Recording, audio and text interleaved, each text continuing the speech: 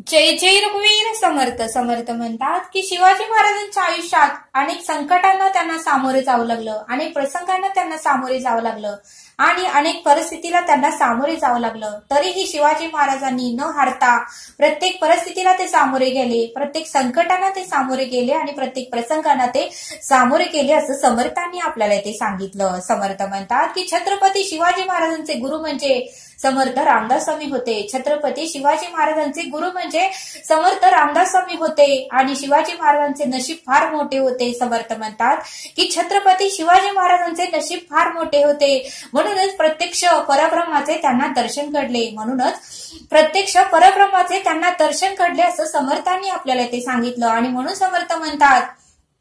समर्थ म्हणतात की युद्ध लढाईच्या अगोदर 72 तास निरूपण समर्थ रामदास स्वामींनी छत्रपती शिवाजी महाराजांना दिलं. युद्ध लढाईच्या अगोदर 72 तास निरूपण समर्थ रामदास स्वामींनी छत्रपती शिवाजी महाराजांना दिलं. त्यावेळेस छत्रपती शिवाजी महाराजांकडे युद्ध लढण्यासाठी प्रेरणा मिळाली, सामर्थ्य मिळालं, शक्ती मिळाली असं समर्थांनी आपल्याला इथे सांगितलं. आणि म्हणूनच समर्थ म्हणतात की प्रत्येक काम हे समर्थ रामदास स्वामींचे दर्शन घेऊनच करत होते असं समर्थांनी आपल्याला इथे सांगितलं. म्हणून समर्थ म्हणतात की छत्रपती शिवाजी महाराजे प्रत्येक काम हे समर्थ रामदास स्वामींचे आशीर्वाद घेऊनच करत होते असं समर्थांनी आपल्याला इथे सांगितलं. समर्थ म्हणतात की जिजाऊंनीही छत्रपती शिवाजी महाराजांवर उत्तमाचे संस्कार केले होते. समर्थ म्हणतात की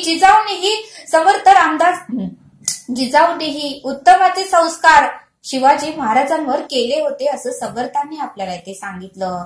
आणि म्हणूनच समर्थ म्हणतात की पाण्याची किंमत कळण्यासाठी दुष्काळात जन्म घ्यावा लागतो. म्हणून समर्थ म्हणतात की पाण्याची किंमत कळण्यासाठी दुष्काळात जन्म घ्यावा लागतो आणि शिवरायांचा इतिहास समजण्यासाठी महाराष्ट्रात जन्माला यावं लागतं. म्हणून समर्थ म्हणतात की पाण्याची किंमत कळण्यासाठी दुष्काळात जन्म घ्यावा लागतो, तर शिवरायांचा इतिहास समजण्यासाठी महाराष्ट्रात जन्माला यावं लागतं असं समर्थांनी आपल्याला इथे सांगितलं.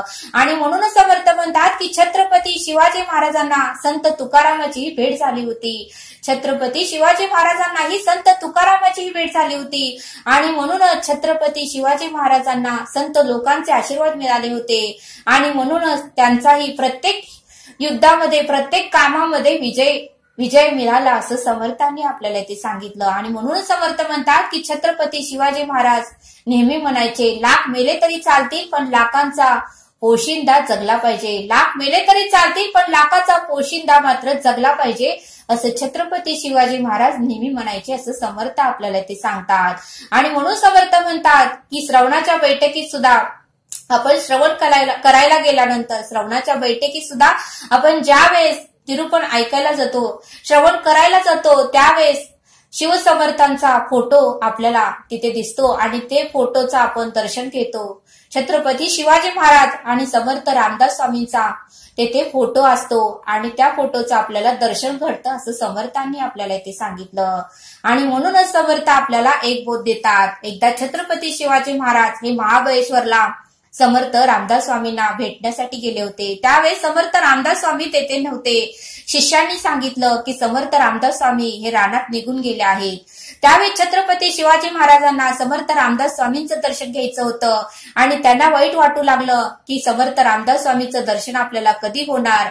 आणि त्यावेळी छत्रपती शिवाजी महाराजांनीही फोन केला की जोपर्यंत समर्थ रामदास स्वामींचं दर्शन घडत नाही तोपर्यंत अन्न घ्यायचं नाही आणि पाणीही घ्यायचं नाही असा त्यांनी फोन केला.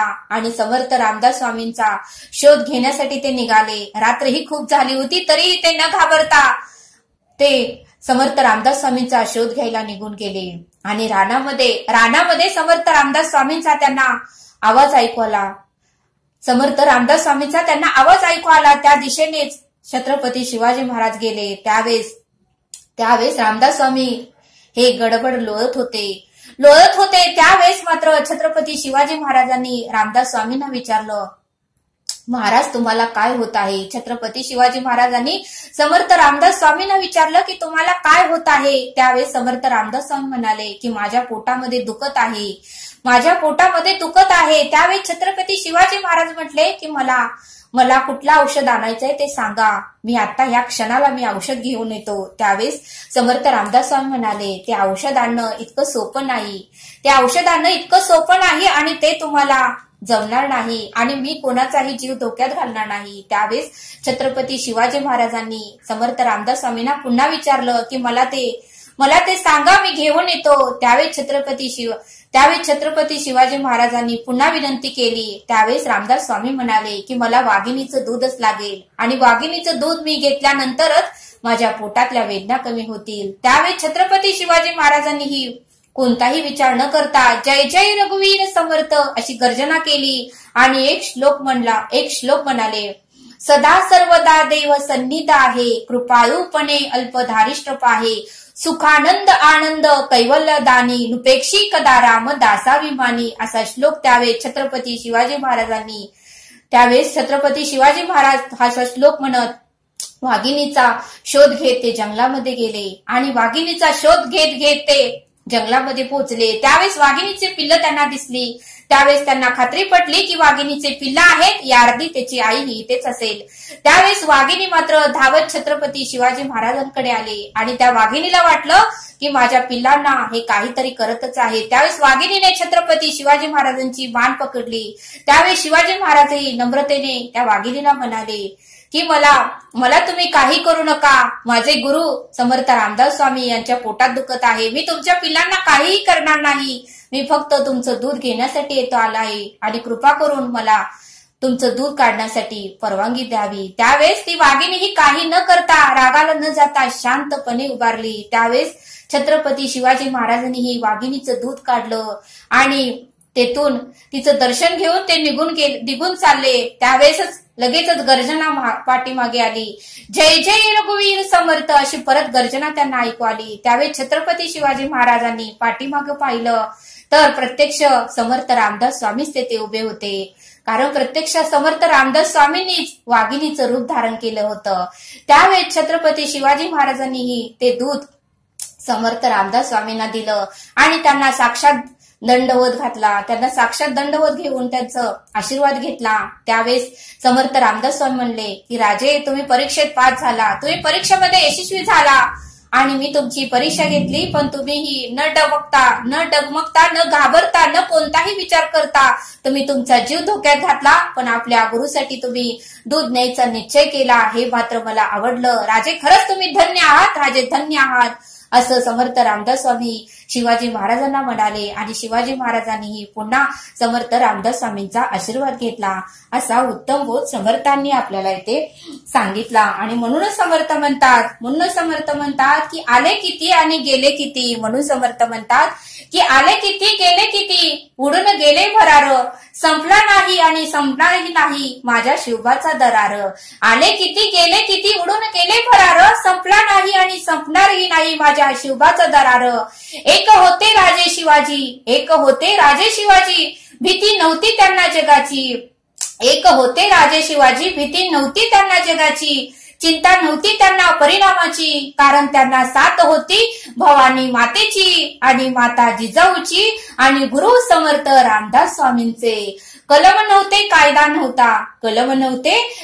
नव्हता तरीही सुखी होती प्रजा. कलम नव्हते कायदा नव्हता तरीही सुखी होती प्रजा, कारण सिंहासनावर होता माझा छत्रपती शिवाजी राजा. कलम नव्हते कायदा नव्हता तरीही सुखी होती प्रजा, कारण सिंहासनावर होता माझा छत्रपती शिवाजी राजा. अरे हजार असतील धर्म लाख असतील जाती, अरे हजार असतील धर्म लाख असतील जाती, सर्वांना एकत्र गोपणारा एकच राजा. अरे हजार असतील धर्म लाख असतील जाती, सर्वांना एकत्र गुंफणारा एकच राजा छत्रपती शिवाजी महाराज असं समर्थ रामदास स्वामी म्हणतात. आणि म्हणूनच समर्थ रामदास स्वामी म्हणतात की लढण्याची धमक छत्रपती शिवाजी महाराजांकडे होती, तलवारीची चमक छत्रपती शिवाजी महाराजांकडे होती आणि गनिमी काव्याची गमक छत्रपती शिवाजी महाराजांकडे होती आणि स्वराज्याचे जनक छत्रपती शिवाजी महाराजच होते असं समर्थ रामदास स्वामी आपल्याला इथे सांगतात. आणि म्हणूनच समर्थ म्हणतात की पहिला दिवा त्या देवाला, म्हणून समर्थ म्हणतात की पहिला दिवा त्या देवाला ज्याच्यामुळे मंदिरात देव आहे, पहिला दिवा त्या देवाला ज्याच्यामुळे मंदिरात देव आहे. इतिहासाच्या पानावर रयतेच्या मनावर, इतिहासाच्या पानावर रयतेच्या मनावर, मातीच्या कणावर आणि विश्वासाच्या प्रमाणावर, इतिहासाच्या पानावर रयतेच्या मनावर, मातीच्या कणावर आणि विश्वासाच्या पणावर राज्य करणारा एकच राजा, राज्य करणारा एकच राजा आणि तो म्हणजे छत्रपती शिवाजी राजे, तो म्हणजे छत्रपती शिवाजी महाराज असं समर्थांनी आपल्याला इथे सांगितलं. आणि म्हणून समर्थ म्हणतात की जय भवानी जय शिवाजी, जय भवानी जय शिवाजी. तरी छत्रपती शिवाजी महाराजांच्या जयंतीनिमित्त सर्वांना लाख लाख शुभेच्छा. छत्रपती शिवाजी महाराज जयंतीनिमित्त सर्वांना खूप शुभेच्छा, लाख लाख शुभेच्छा. तरी आता आपण येथेच थांबूया. धन्यवाद. जय सद्गुरु.